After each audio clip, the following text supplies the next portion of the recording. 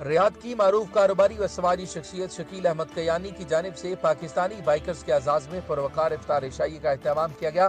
तफसीलात के मुताबिक इशाई तकरीब के मेहमान खसूसी साबिक सऊदी सफ़ीर बराए पाकिस्तान डॉक्टर अली अबाद अल असीरी और एजाजी मेहमान खसूसी बाइकर्स ग्रुप लीडर मुकर्रम तरीन खान थे। इस मौका पर पाकिस्तानी साफियों ने भी शिरकत की। साबिक सफ़ीर डॉक्टर अली अबाद अल असीरी ने पाकिस्तानी बाइकर्स की सियाहत और अमन को फ़रोग़ देने की खिदमत को सराहा और कहा कि पाकिस्तान एक खूबसूरत और अमन पसंद मुल्क है जिसमें बेहतरीन फलों के साथ बेहतरीन सियाहती मकामात हैं।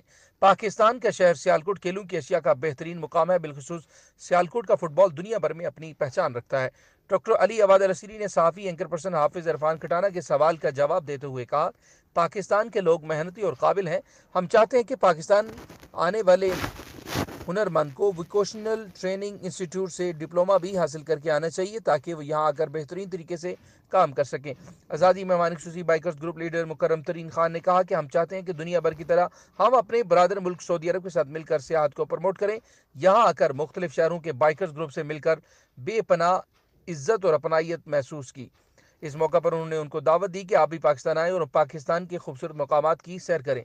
तकरीब के मेज़बान शकील अहमद कयानी ने सब मेहमानों का शुक्रिया अदा करते हुए कहा कि हम चाहते हैं कि पाक सऊदी दोस्ती को मज़ीद मजबूत बनाया जा सके। इस हवाले से हम सऊदी हुकूमत और सऊदी अवाम का शुक्रिया अदा करते हैं कि वो हर खुशी और गमी में हमारे साथ खड़े होते हैं। रिपोर्ट आलम खान मेमन, रियाद, सऊदी अरब।